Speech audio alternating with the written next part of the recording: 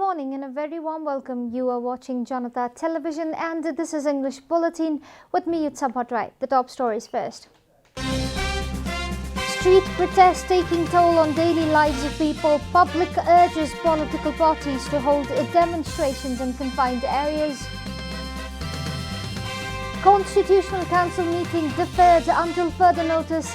Yesterday's meeting called in accordance to the new controversial ordinance. Melamchi drinking water project is still in limbo. Authorities say work will go ahead only after reviewing technical reports. Rohingya refugee fear returning to Myanmar after coup. Expressed concern regarding the political situation in their homeland. And Manchester United put 9 past Southampton. 9-man Arsenal lose 2-1 to Wolves.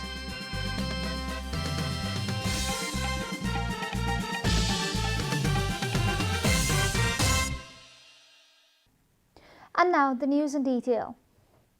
After the dissolution of Law House by President Vidya Devi Bhandari upon the recommendation of Prime Minister KP Oli on December 21 last year, different political parties, including the Dahal Nepal faction of the ruling NCP, have taken to the streets across the country for protest.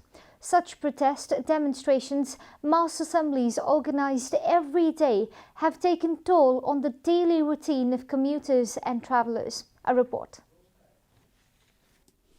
After the recent political crisis, all major streets of all the main cities across the country have been filled by different political parties to demonstrate their power. The citizens have been suffering due to the daily protests. Traffic congestion has become a routine and citizens' right to walk freely in the streets has been restricted. Similarly, daily wage workers who rely on the street business for their income have also been affected badly. जुन यो बाटोमा कहिले कहिले गर्ने जुन जुवारीले गर्दा जनताले दुःख पाइरहेका छन् बाटो पनि अवरुद्ध भइरहेको छ हैन त्यसैले यो कुरा चाहिँ नि नेताहरूले बुझेर जनताको लागि चाहिँ नि एउटा सहज गर्नुपर्ने यसको ठ्याक्कै विपरीत भइरहेको छ यो जनताको लागि भइरहेको छैन आफूको लडबिरमा भइरहेको छ यसको समस्या समाधान गर्ने एउटा विकल्प निकाल्नु पर्यो. Traffic police have also been dealing with extreme difficulties to manage the traffic congestion due to the continuous protests. यो अहिले आन्दोलनले हरेक दिन हुने जुलुस, हरेक दिन हुने आन्दोलन, हरेक दिन हुने सभा सम्मेलनले गर्दा चाहिँ अलिकति त्यो काठमाडौँको चाहिँ सडक सानो र अनि डिस्टर्बेन्सले चाहिँ काठमाडौँको ट्राफिकलाई जटिल बनाएको छ. Different sectors have been demanding the political parties to conduct these protests and demonstrations in a confined public area rather than on open streets. जुन चीज जेको लागि चाहिँ छुट्याइएको हो त्यो चीज त्यसको लागि चाहिँ प्रयुक्त हो भन्ने कुरा चाहिँ व्यवहारद्वारा जस्तो अब अहिले प्रधानमन्त्री नै यिनै प्रधानमन्त्रीको पालामा जस्तो लाग्छ मलाई माइतीघर मण्डललाई चाहिँ प्रतिबन्धित गराउने नीति आयो. अब पछि प्रमुख प्रतिपक्ष लगायतले उग्र विरोध गर्यो प्रधानमन्त्री त्यहाँबाट पछि हटे. अब अहिले हुने नारायण हिट्टीको अगाडि कार्यक्रम गर्दैछन् अरे भन्ने सुन्छु. अब के भन्ने यो नियति हो. In fact, Prime Minister KP Sharma Oli-led NCP faction has also announced mass gathering outside Narayanhiti Museum on coming Friday. The Dahal Nepal faction has also announced a protest program on 10th of February. Such announcements, however, do not serve the interest of the general public. In other news, people from the business community affected by coronavirus have hit the streets demanding a free and fair environment to conduct their business. People involved in various businesses and enterprises yesterday organized a joint protest in Balwatar to put forward their demand. The protesters said they were forced to pay fines up to 2,600% for vehicle test even during lockdown, but the government is yet to provide on-arrival visas to tourists. They also said that small and medium-scale businesses were denied refinancing facility as well as a business continuity loan. अनावश्यक सरकारी कर तथा जरिवानाहरू अन्त्य गरौँ र व्यवसायहरूलाई व्यवसाय गरेर खान सहज वातावरण क्रिएट गरिदियो. सारा कुरा पेशा व्यवसाय बन्द छ अनि ठ्याक्कै तपाईको चाहिँ क्लोजिङको बेलामा त्यो ढोका खोलेर लाइन लगाएर तपाईको चाहिँ जरिवाना लगाउने 52-26% सम्मको चाहिँ जुन जरिवाना छ यता चाहिँ गाडीहरू ग्यारेजमा थन्काउन लगाएको छ. They demanded fair treatment to all in accordance to the monetary policy. The protesters also urged the government not to impose unnecessary taxes and fines. They further requested the government to create an environment for people to make a living without any hassles. The protesters have said they will hold peaceful sit-in protest till tomorrow, but will resort to strong protest if their demands are not fulfilled. Meanwhile, a meeting of the Constitutional Council scheduled for yesterday evening has been postponed indefinitely. The meeting called by Prime Minister KP Sharma Oli has been postponed until further notice. The government on December last year had issued an ordinance to amend the Constitutional Council Act. The ordinance made provisions to convene the meeting in the presence of a minimum 3 members. The council's earlier meeting, attended by Prime Minister KP Sharma Oli, Chairperson of National Assembly Ganesh Prasad Timalsina and Chief Justice Cholendra SJB Rana, had recommended appointment of Chief of the Commission for the Investigation of Abuse of Authority and appointment in other constitutional commissions.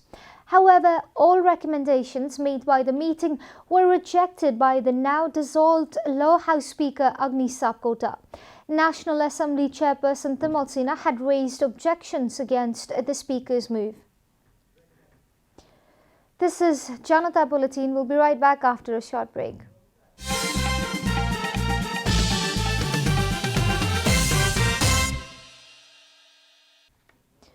Welcome back after the break. We continue with other national news. Active cases of coronavirus has dropped to 2,400 in Nepal. The government yesterday confirmed 171 new cases of coronavirus across the country. Following the latest round of tests, the total cases of coronavirus in the country have climbed to 271,289. According to the Ministry of Health and Population, altogether 266,859 infected persons have recovered from the disease in the country so far.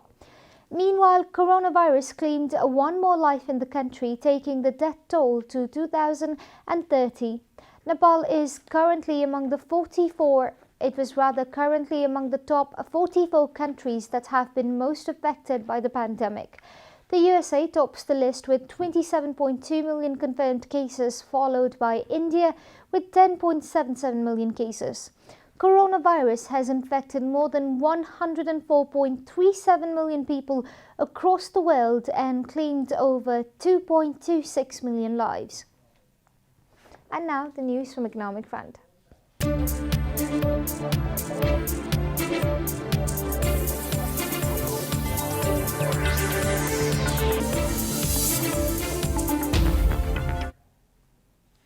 Uncertainty has increased as the date of the water testing through the tunnel of Melamshi drinking water project has not been finalized.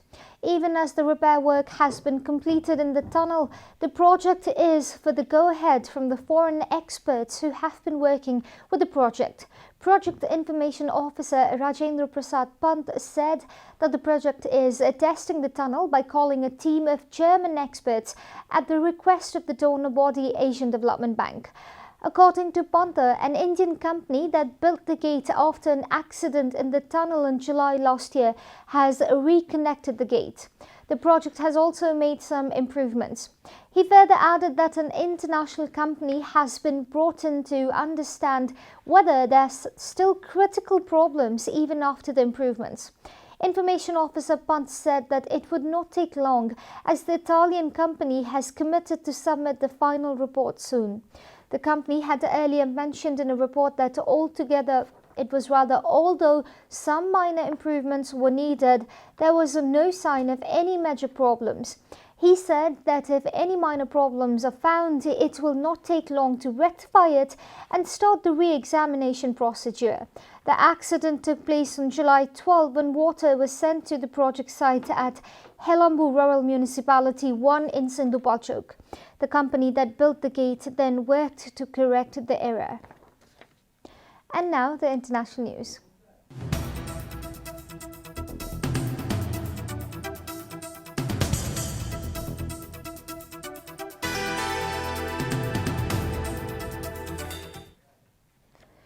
Rohingya refugees from Myanmar living in camps in Bangladesh condemned the military coup in their homeland and said it makes them more fearful to return, AP reported. A counterinsurgency operation by Myanmar's military in 2017 involving mass rape, murders and the torching of villages drove more than 700,000 Rohingya Muslims into neighbouring Bangladesh. According to the news agency, Bangladesh has hosted them in crowded refugee camps and is eager to begin sending them back to Buddhist-majority Myanmar. Several attempts at repatriation under a joint agreement failed because the Rohingya refused to go, fearing more violence in a country that denies them basic rights, including citizenship. Refugees said Tuesday they're more afraid now that the military is in complete control. The military killed us, raped our sisters and mothers, torched our villages. How is it possible for us to stay safe under the control? AP quoted the head of Rohingya Youth Association as saying from the refugee camp in Cox's Bazar. The youth leader said that repatriation will take a long time because the political situation in Myanmar is worse now. You are watching Janata Bulletin, and now the latest from the world of sports.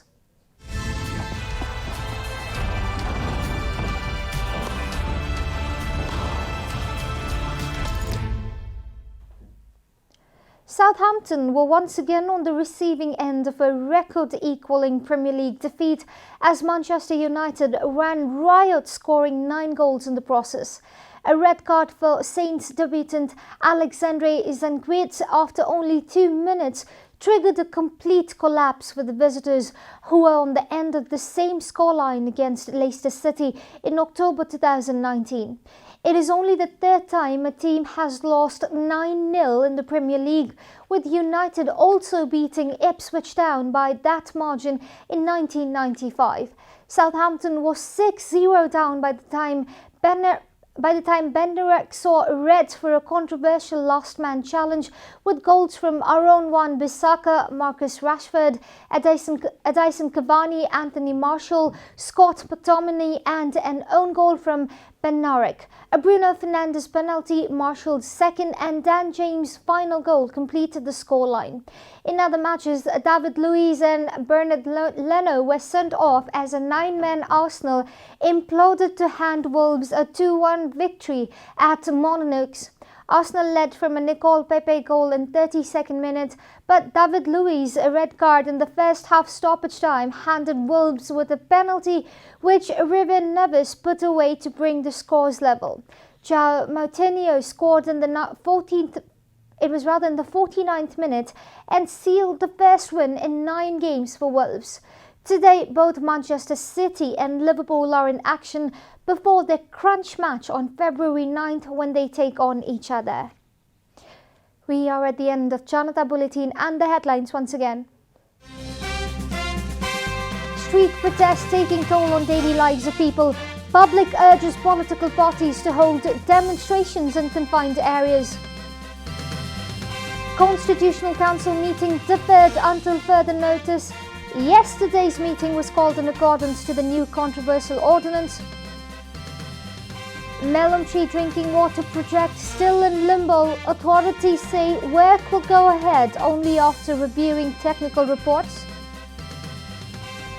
Rohingya refugees fear returning to Myanmar after coup. Express concern regarding the political situation in their homeland. And Manchester United put 9 past Southampton. 9-man Arsenal lose 2-1 to Wolves.